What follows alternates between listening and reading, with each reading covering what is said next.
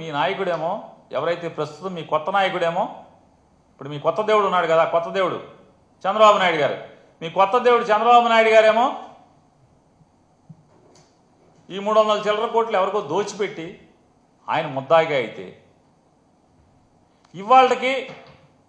ఇవాళ జరుగుతున్నది జగన్మోహన్ రెడ్డి గారి ప్రభుత్వంలో కంటే కూడా ఈ ప్రభుత్వంలో ఎక్కువ డబ్బులు మీరు డిస్టిలరీకి, అంటే ఎవరైతే మద్యం తయారీ కంపెనీలకు పే చేస్తారు. ఎందుకు పే చేస్తారు? మీకేం కావాలో వాళ్ళు ఇవ్వాలి కాబట్టి. మీ నాయకుడికి, మీ కొత్త దేవుడికి ముడుపులు ఏ రకంగా కావాలో వాటిని పెంచడం కోసమే కదా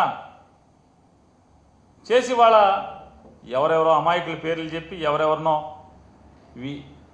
వైఎస్ఆర్ కాంగ్రెస్ పార్టీకి కానీ ఈ వ్యవస్థ కానీ సంబంధం లేనటువంటి వ్యక్తుల పేర్లు చెప్పి ఏదో రకంగా జగన్మోహన్ రెడ్డి గారి మీద ఎవరో ఒకళ్ళ పేరుతో మీరు ముద్దాయం చేయాలనేటువంటి తప్పుడు ఆలోచన కోసం పార్లమెంటును కూడా వాడుకోవటం, లోక్సభని వాడుకోవటం, ఇంతకన్నా దిగజారి రాజకీయాలు చేయటం ఇంకేమన్నా ఉంటుందా?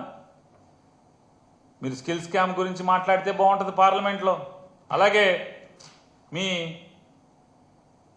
కొత్త దేవుడు ఆయన చేసిన పాపాల మీద, ఆయన ఇన్కమ్ ట్యాక్స్ ఇచ్చినటువంటి నోటీసుల మీద మీరు మాట్లాడి ఖచ్చితంగా దాని మీద ఈడీని వేయించే కార్యక్రమం చేయమని చెప్పని